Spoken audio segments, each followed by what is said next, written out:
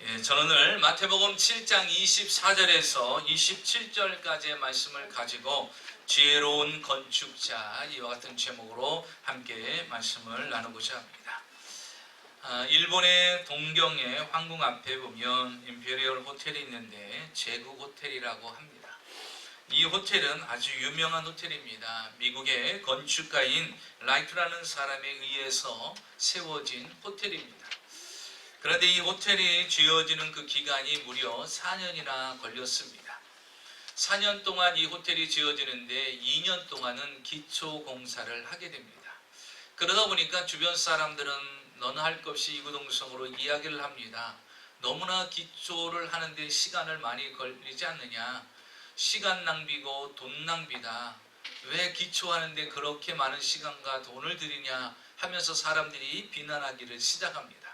그럼에도 불구하고 이 건축사는 계속해서 어디에도 치우치지 않냐고 자기 뜻대로 계속해서 공사를 시작합니다. 무려 2년이라는 시간을 걸려서 이제 기초공사를 마무리하고 또 2년이라는 시간을 들여서 이제 호텔을 완성을 하게 됩니다. 그래서 4년에 걸려서 이 멋진 호텔이 완성이 됐는데 사람들의 평가는 그렇게 좋은 평가가 아니었습니다. 시간 낭비, 돈 낭비하여서 이 호텔을 4년 만에 완성했다라고 사람들은 비난하기 시작했던 것입니다. 그리고서 세월이 지나 시간이 흘렀습니다. 그리고 난 뒤에 어떤 일이 있었나? 이 동경에 큰 대지진이 일어나게 됐습니다. 대지진이 일어났는데 그 대지진으로 인하여서 어떤 일이 일어났느냐? 그 지역의 건물들이 3분의 2가 붕괴가 됩니다. 그리고 사람들은요, 수십만 명의 사람들이 죽든지 또 사람들이 다치는 일이 일어났습니다. 엄청난 큰 재앙이었죠. 지진으로 인하여서 건물의 3분의 2가 붕괴가 되고 수십만 명이 죽든지 다치는 일이 일어났던 것입니다. 그런데 놀라운 일이 일어났어요. 바로 이 호텔은요, 아무런 문제가 생기지 않았다는 것입니다. 오직 이 호텔에는요, 유리창 5장만 깨진 겁니다.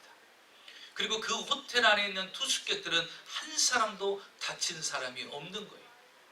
동경 지역의 건물의 3분의 2가 붕괴되고 수십만 명이 죽거나 다치는 일이 있었음에도 불구하고 이 호텔 안에 투숙한 사람, 이 호텔은요, 유리창 5개만 깨지고 그 안에 있었던 사람은 한 사람도 다치지 않았다는 것입니다.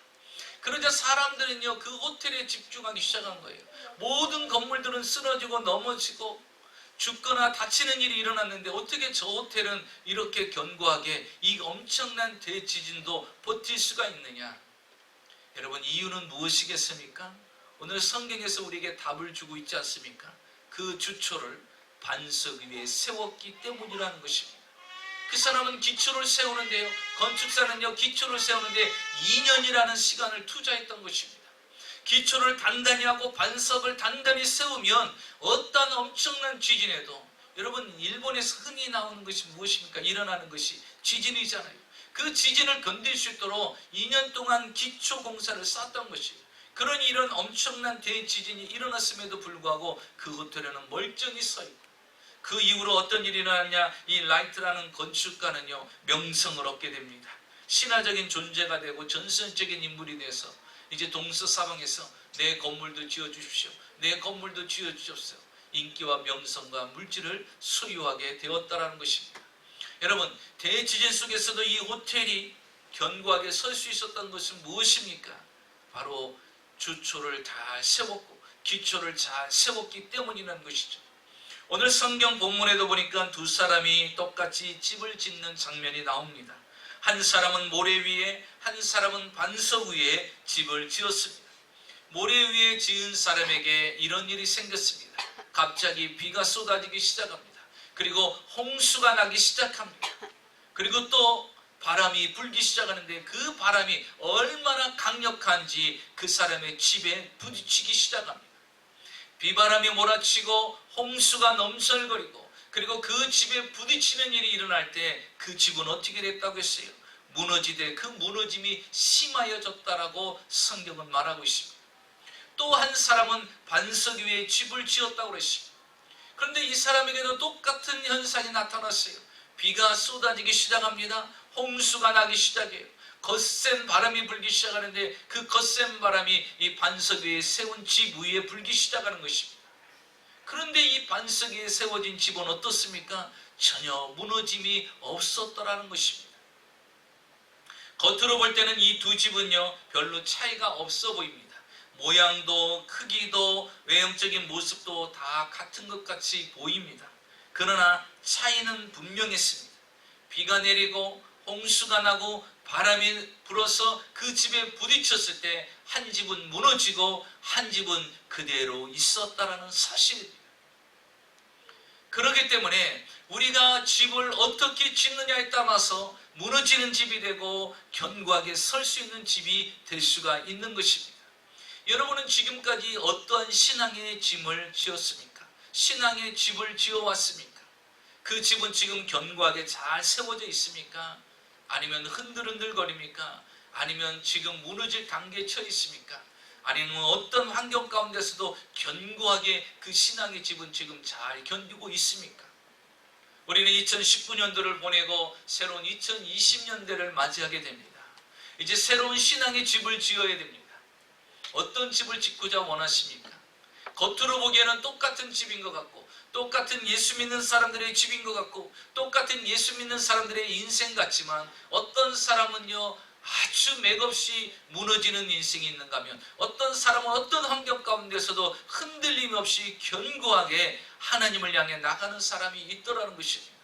오늘 저는 성경 본문을 통해서 우리가 이 세상에 살아가는 동안 멋진 인생의 집, 신앙의 집, 멋진 내 믿음의 가정을 세우기 위해서 우리는 어떻게 해야 될까? 오늘 성경을 통해서 우리에게 주시는 은혜를 나누고자 하는 것입니다. 첫째로 인생의 집이 무너지고 안 무너지고는 기초에 달려 있다라는 것입니다. 오늘 성경에 보면은 무너진 집과 무너지지 않은 집이 나옵니다. 무너진 집의 원인은 무엇입니까? 그 기초를 모래 위에 집을 지었기 때문이라고 말합니다. 그러나 무너지지 않은 집의 원인은 무엇입니까? 반석 위에 집을 세웠다라고 말하고 있는 것입니다. 집의 모양, 외적인 모양이 중요한 것이 아니라는 것이죠. 다만 기초가 모래 위에 세워졌느냐 반석 위에 세워졌느냐에 따라서 다르더라는 것입니다.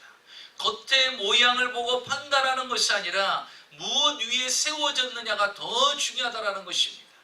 여러분은 2020년도에 무엇 위에 세우려고 합니까? 모래 위에 세우겠습니까? 아니면 반석 위에 세우겠습니까? 기초를 단단히 해야만이 우리는 무너지지 않는 집을 소유할 수 있어요. 오늘 성경을 볼까요? 24절 25절입니다. 그러므로 누구든지 나의 이 말을 듣고 행하는 자는 그 집을 반석 위에 지은 지혜로운 사람 같으리니 비가 내리고 창수가 나고 바람이 불어 그 집에 부딪히되 무너지지 아니하나니 이는 주초를 반석 위에 놓은 까닭이니라. 그의 기초를 그 주초를 반석 위에 뒀어요. 반석 위에다 기둥을 세우면요 그 집은 무너지지 않는 겁니다.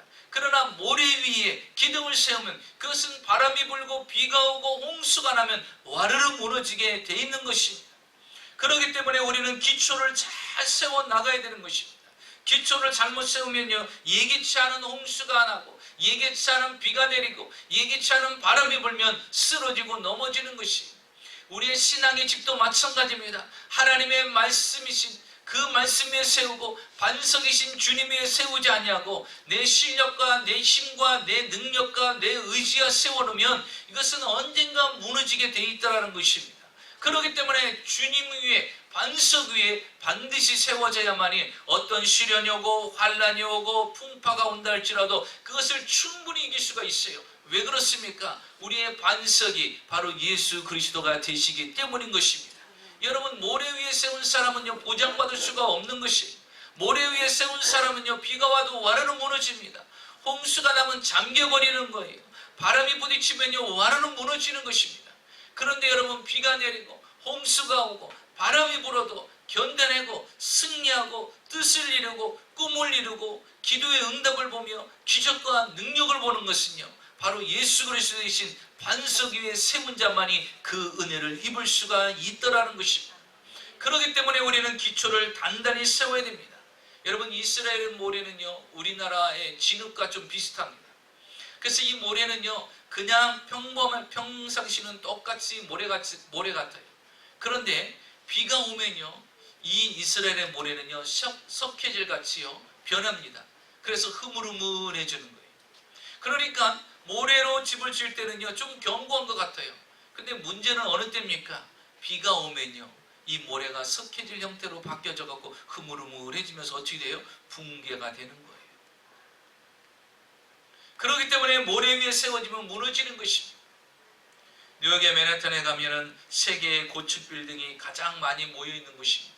우리가 잘 아는 엠파이어 스테이트 빌딩이라든지 테러로 인해서 무너진 쌍둥이 빌딩이라든지 100층 이상의 빌딩들이 맨해튼에 가득 있습니다.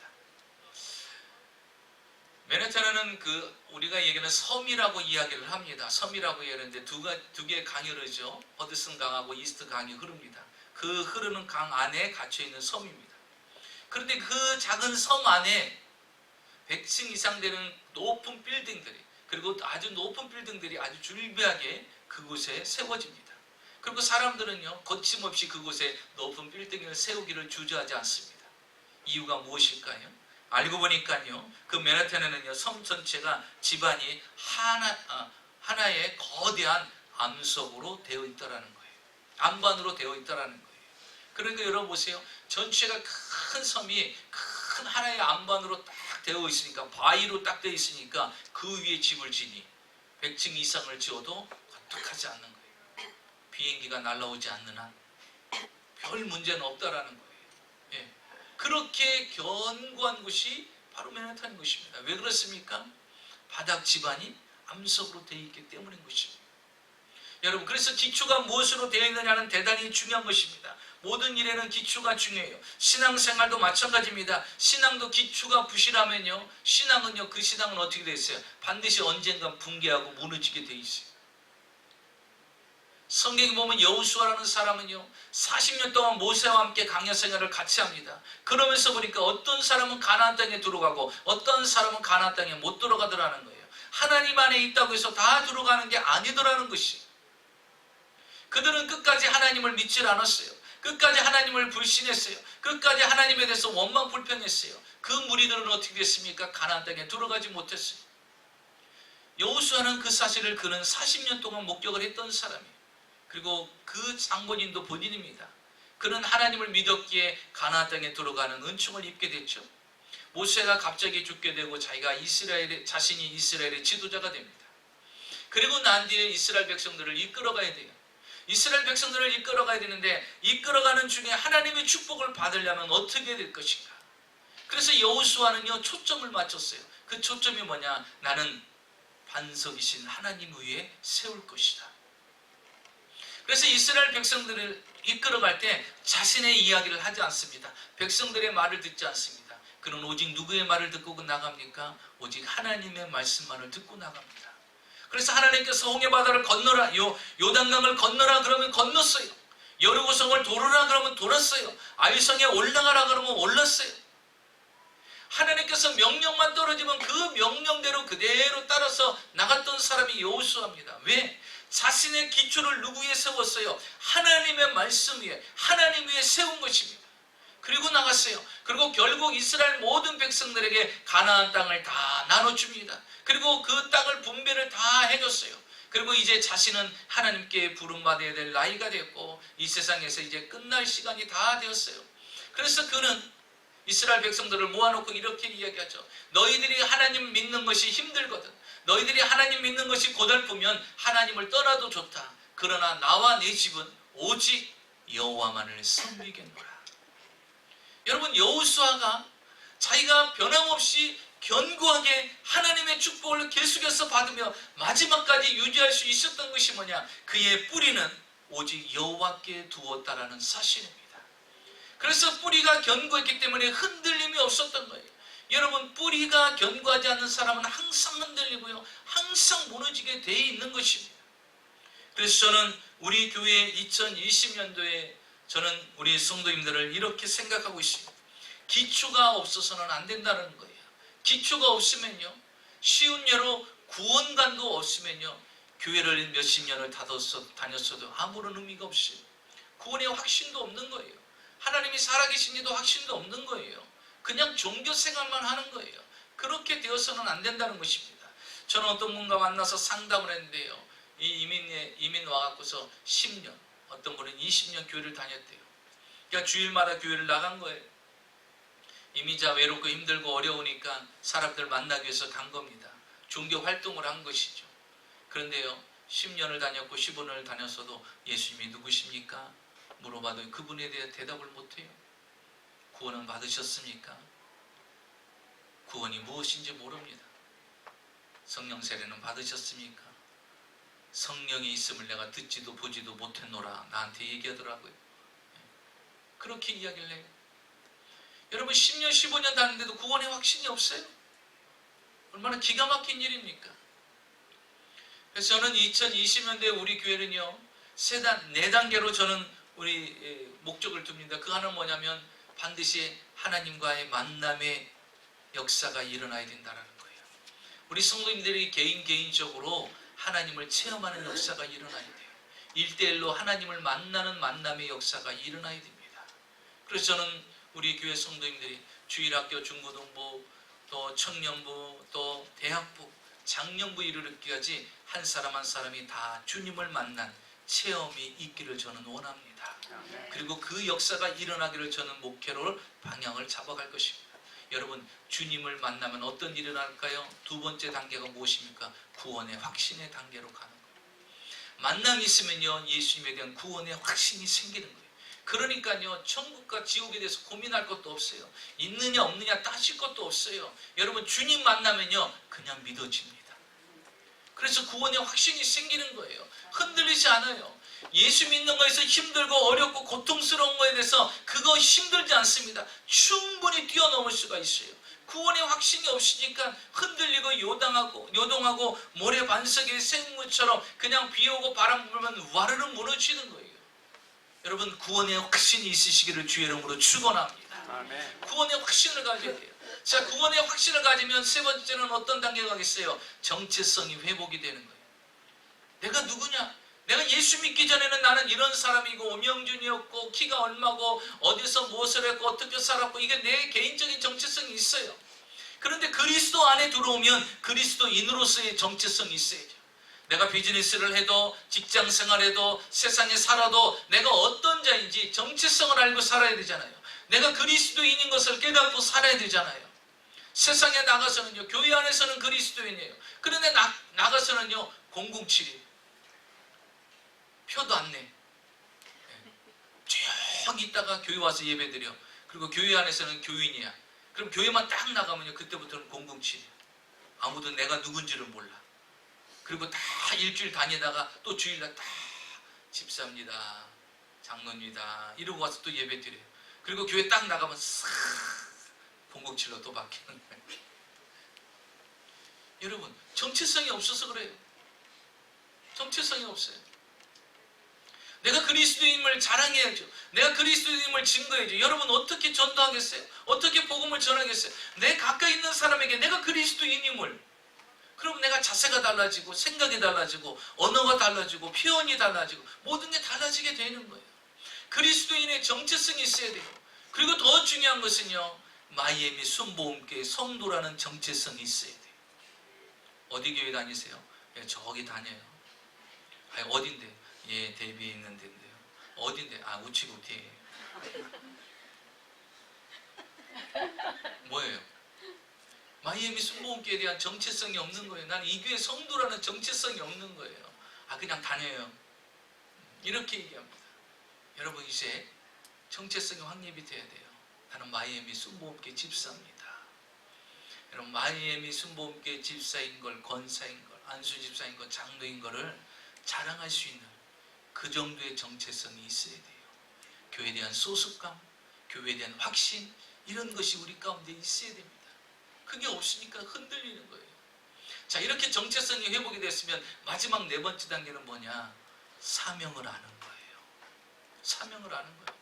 여러분 그리스도 안에서 내가 정체성을 깨달으면요 내가 교회 안에서 그리스도인으로서 어떻게 살아야 되는가 사명을 알게 되는 거예요. 근데 어떤 사람은 1달란트, 2달란트, 5달란트 하나님이 주셔요.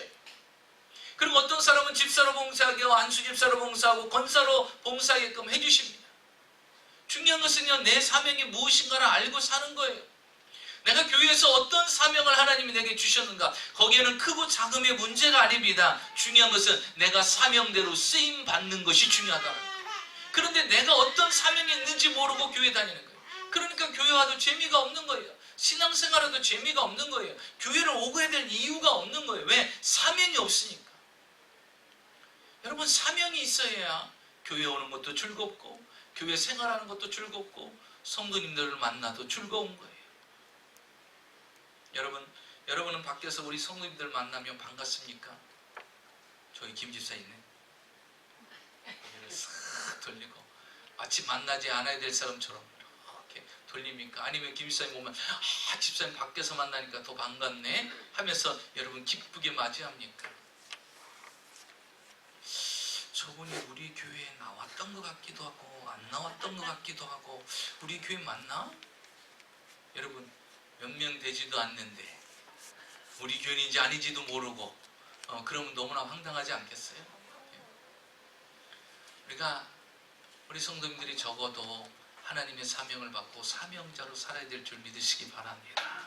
이런 단계가 돼서 우리 교회는 다 주일학교부터 시작해서 모든 작년에 이르기까지 하나님의 사명에 부름받아서 사명대로 쓰임받는 그런 일꾼이 되기를 저는 원합니다. 어느 하나 노는 사람 없이 쉬는 사람 없이 부족한 자가 아니라 다 소중한 하나님의 사명자로 쓰임받기를 저는 원합니다. 둘째로 보니까요, 지혜의 차이라고 이야기합니다. 24절과 26절을 볼까요? 24절, 누구든지 나의 이 말을 듣고 행하는 자는 그 집을 반석 위에 지은 지혜로운 사람 같으니, 26절에 보니까 나의 이 말을 듣고 행하지 아니하는 자는 그 집을 모래 위에 지은 어리석은 사람 같으니. 자, 이 두 건축자는요, 집을 짓는 사람은 동일한 점이 있어요. 그게 뭐냐면 둘 다 그리스도의 말씀을 들었다는 거예요. 24절 보십시오. 이렇게 이야기하죠. 나의 이 말을 듣고, 이렇게 말했어요. 26절도 보십시오. 나의 이 말을 듣고. 다시 말하면 이들은요, 하나님의 말씀을 들었다라는 거예요. 적극적으로 열심히 부지런히 교회에 나와서 예배 생활도 했다라는 거예요. 말씀을 들으면서 건축도 했다라는 것입니다. 그런데 왜 똑같이 말씀을 들었는데 그들의 결과는 다르냐는 거예요. 똑같이 말씀을 듣고 신앙생활하는데 왜 그들의 결과는 다르냐? 그 차이점이 뭐라고 말합니까? 한 사람은 지혜롭고 한 사람은 어리석은 사람이라고 이야기를 하는 것입니다. 그래서 지혜로운 사람은 반석 위에 져서 무너지지 아니하고 어리석은 사람은 모래 위에 세워서 무너지게 돼 있더라는 것입니다. 여러분, 지혜로운 자와 어리석은 자의 차이가 무엇입니까? 미래를 볼 줄 모른다라는 거예요. 당장 앞만 본다라는 것입니다. 지키만 하면 된다라는 거예요. 모양만 갖추면 된다라는 거예요. 여러분, 그리스도인의 모양만 갖춰서는 안 돼요. 그리스도인의 능력이 나타나야 될 줄 믿으시기 바랍니다. 모양만 갖춰서는 안 돼요. 어떤 시련도 환난도 고난도 이겨낼 수 있는, 비바람이 불어도 창수가 나도 견뎌낼 수 있는 능력 있는 그리스도인이 돼야지요. 모양 틀만 갖고 있는 모래 위에 세워진 집들은요, 비가 오고 바람이 오고 창수가 나면 와르르 무너지게 되어 있는 것입니다. 그거는요, 당연한 결과인 것입니다. 무너질 수밖에 없는 것이에요. 그렇기 때문에 이 어리석은 사람은요, 미래를 바라보지 못한 거예요. 집을 졌다라는 것에 만족합니다. 그러나 비가 올 것을 예상하지 않았던 거예요. 여러분, 신앙생활 한다고 해서 여러분 시련이 안 오던가요? 환난이 안 오던가요? 어려움이 안 오던가요? 질병이 안 오던가요? 물질의 고통을 안 느끼던가요? 이 모든 것 다 찾아옵니다. 그러나 주님 안에 세워놓으면, 미래를 보면서 주 안에 반석을 세워놓으면요, 그거를 충분히 이겨낼 수 있는 힘을 허락해 주신다라는 거예요. 성경에 보니까 누가복음 12장에 이렇게 말씀이 나와 있습니다. 한 부자가 농사를 지었어요. 그런데 그의 아주 대풍년을 거두게 됩니다.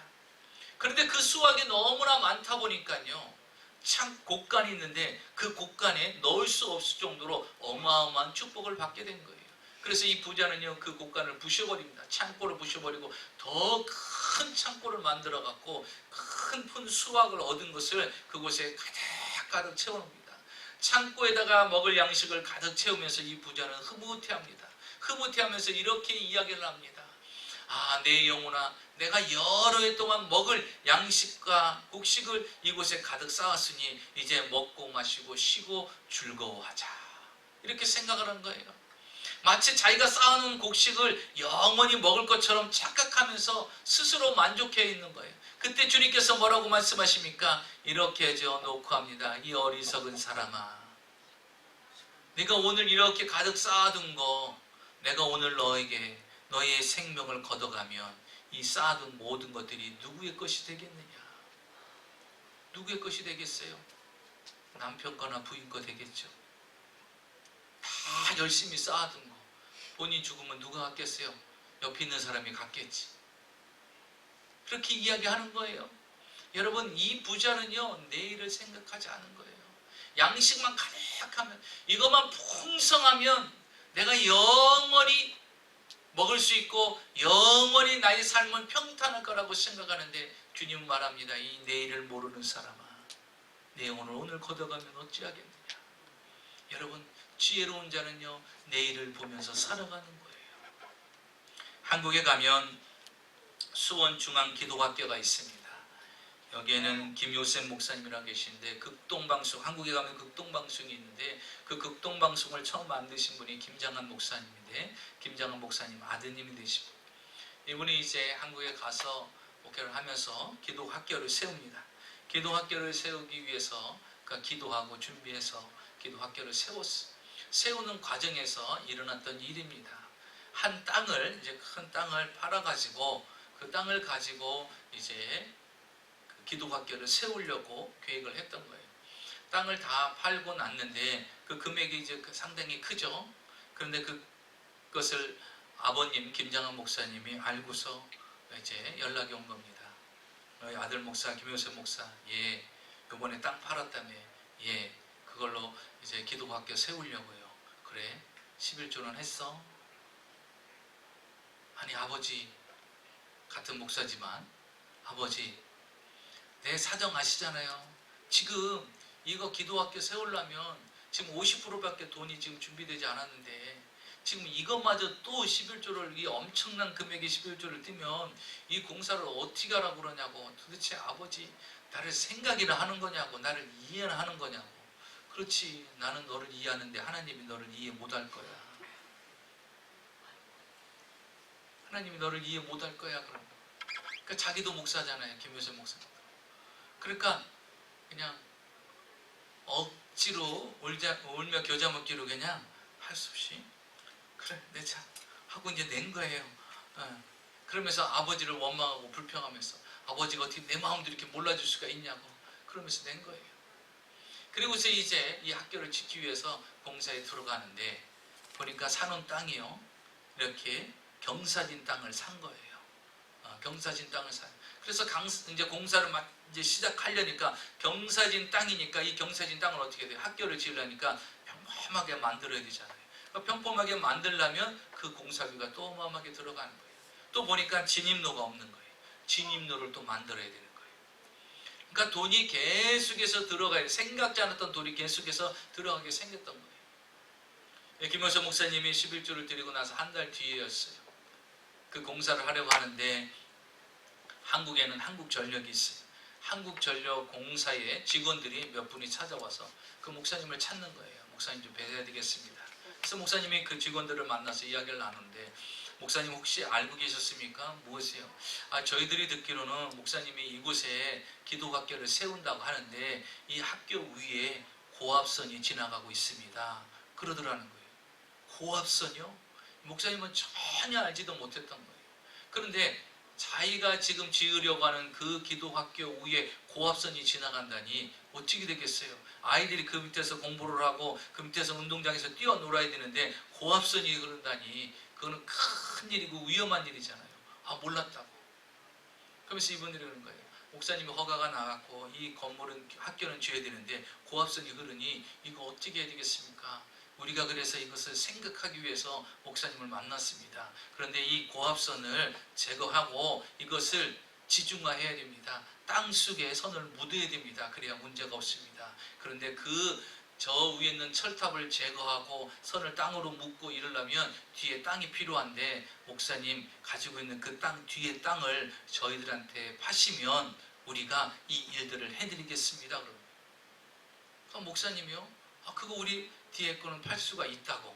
그러니까요, 한국전력에서 그 땅을 사면서 뭐라고 말하느냐, 저희들이 그 철탑을 다 제거해 주겠습니다. 이건 사실은 누가 해야 돼요? 목사님이 산 학교의 땅이니까 본인들이 다 해야 돼요. 철거 비용도 어마어마할 것이고 그 선을 또 땅에다 묻어야 됩니다. 그런데 그것도 한국전력에서 다 하겠다는 거예요. 그 철탑들을 다 제거하고 그 선들도 땅에 다 자신들이 묻어주고 심지어 뭐까지? 진입로까지 저희들이 만들어 주겠습니다. 왜? 본인들이 그 공사를 하려니까 진입로가 있어야 되는 거예요. 그러니까 진입로도 저희들이 만들어 드리겠습니다. 저희한테 그 땅을 파십시오. 그래서 목사님이 어떻게 했겠어요? 여러분 같으면 어떻게 하겠어요? 얼른 팔죠. 네, 얼른 파릅니다. 그랬더니 그 뒤부터 공사가 되는데요, 비탈진 곳은요 평평해지고 진입로가 없던 데는 진입로가 생기고 높았던 철탑은 사라지고 땅속에 선들이 붙여지면서 학교가 완성되기 시작합니다. 그러면서 이 목사님 그러는 거예요. 내가 투덜투덜하면서 하나님 앞에 심을 줄 알았는데 하나님이 한 달 뒤에 10배 이상의 복을 주시더라는 거예요. 10배 이상의 복을 주더라는 거예요. 여러분, 지혜로운 자는요 미래를 볼 수가 있는 거예요. 어리석은 사람은요 앞만 봅니다. 그러다 비 오고 창수가 나면요 와르르 무너지는 거예요. 그때 가서 여러분 다시 아무리 지으려고 해보세요. 될 수가 없는 거예요. 마지막 셋 절로 보니까요 순종의 차이라고 이야기합니다. 24절 볼까요? 그러므로 누구든지 나의 이 말을 듣고 행하는 자는 그 집을 반석 위에 지은 지혜로운 사람 같으니. 26절 보십시오. 나의 이 말을 듣고 행하지 아니하는 자는 그 집을 모래 위에 지은 어리석은 사람 같으니라. 여러분, 어리석은 자와 지혜로운 자의 차이는 뭐냐? 순종을 하느냐 안 하느냐는 거예요. 하나님의 말씀을 듣고 순종하는 사람은 바로 지혜로운 자가 되어서 반석 위에 지은 사람이 되지만, 그러나 하나님의 말씀을 듣고 순종하지 않는 사람은 모래 위에 세운 자와 같다라는 것입니다. 여러분, 신앙생활이라는 것이 무엇입니까? 하나님의 말씀대로 살아가는 거예요. 순종하며 살아가는 것입니다. 말씀은 열심히 들어요. 하나님의 말씀은 열심히 듣는데도 불구하고 순종하지 않으면 그것은 내게 열매로 맺어지지 않는다라는 것입니다. 순종하지 않는 삶은 곧 무엇이라고 하는 거예요? 모래 위에 세운 집과 같다라는 거예요. 순종하는 삶은 어떤 삶이에요? 반석 위에 세운 삶이라는 것입니다. 그래서 여러분, 이 땅에 살아가면서 순종하는 삶을 살아가는 여러분은 두려워하지 마십시오. 순종하는 사람은요 하나님이 보장해 주시는 것이에요. 두려워할 사람은 어떤 사람이냐? 내가 하나님 말씀대로 순종하지 않는 사람이 두려운 거예요. 언제 무너질지 몰라요. 언제 파괴될지 모르는 것입니다. 그러나 순종하는 사람은 주님이 말씀하시잖아요. 반석 위에 세운 자라는 것입니다. 성경 야고보서 1장 22절에서 24절에 보니까요, 마치 순종하지 않는 사람은요 거울에서 자신의 얼굴만 보고 가는 것과 똑같다라고 말합니다. 이렇게 말하고 있어요. 너희는 도를 행하는 자가 되고 듣기만 하여 자신을 속이는 자가 되지 말라. 누구든지 도를 듣고 행하지 아니하면 그는 거울로 자기의 생긴 얼굴을 보는 사람과 같으니 제 자신을 보고 가서 그 모양이 어떠한 것을 곧 잊어버리니라. 거울 앞에 서 있는 자신의 모습을 보는 거예요. 그러면서 여기에 뭐가 묻었다라는 것을 알면서도 금방 거울을 지나가면 뭐가 묻었는지를 잊어버리는 거예요. 왜 그렇습니까? 하나님의 말씀을 마음에 두지 않기 때문이라는 거예요. 하나님의 말씀을 마음에 두는 사람은 어떨까요? 순종하게 된다라는 거예요. 여러분, 순종하지 않는 이유가 무엇입니까? 하나님의 말씀을 마음에 두지 않기 때문인 것입니다. 한 귀로 듣고 한 귀로 흐르는 거예요. 그래서 여러분, 하나님의 말씀은 로고스로 끝나면 안 되는 것입니다. 로고스는 기록된 말씀을 그냥 읽는 거예요. 그냥 아는 거예요. 그런데 이 말씀이 나의 삶을 지배하고 내 환경 가운데 역사하려면 이 말씀이 나에게 레마의 말씀으로 와서 부딪혀야 되는 거예요. 그 부딪힐 때 나는 순종할 수가 있는 거예요. 어려움에도 불구하고 손해임에도 불구하고 힘듦에도 불구하고 그 말씀을 따라갈 수가 있는 거예요. 여러분 보십시오. 성경 보면 베드로가 밤새도록 그물을 내렸지만 한 마리도 잡지를 못했어요. 그런데 주님께서 말씀하십니다. 깊은 데로 가서 그물을 내리라고 말씀하시는 거예요.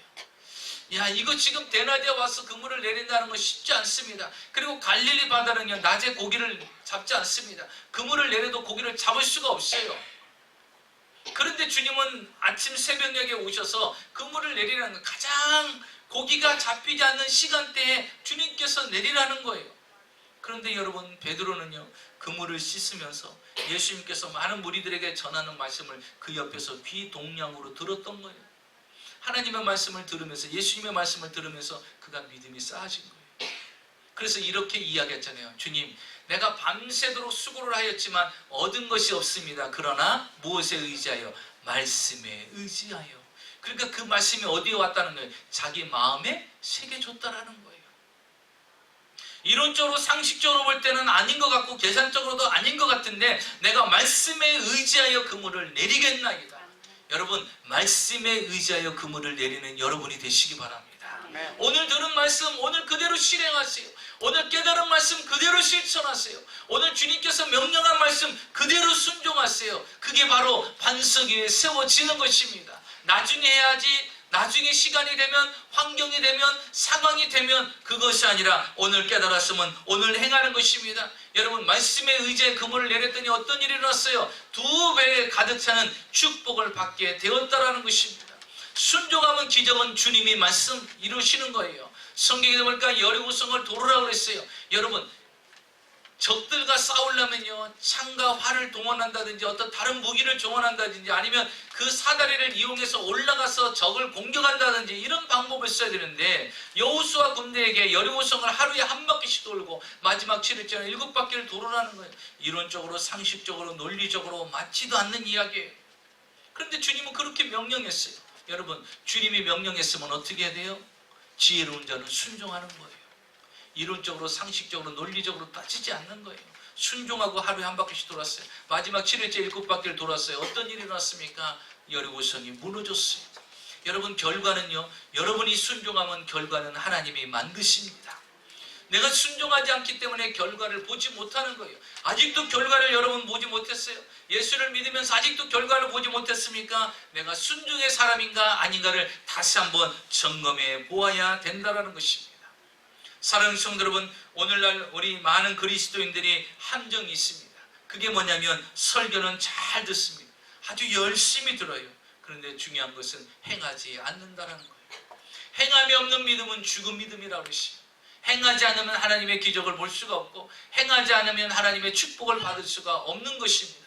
이론과 상식과 논리적으로 머리를 가득 채우지 말고 하나님을 아는 지식으로만 가득 채우지 말고 행함으로 발이 움직이는, 마음이 움직이는 저와 여러분이 되시기를 주의 이름으로 축원합니다.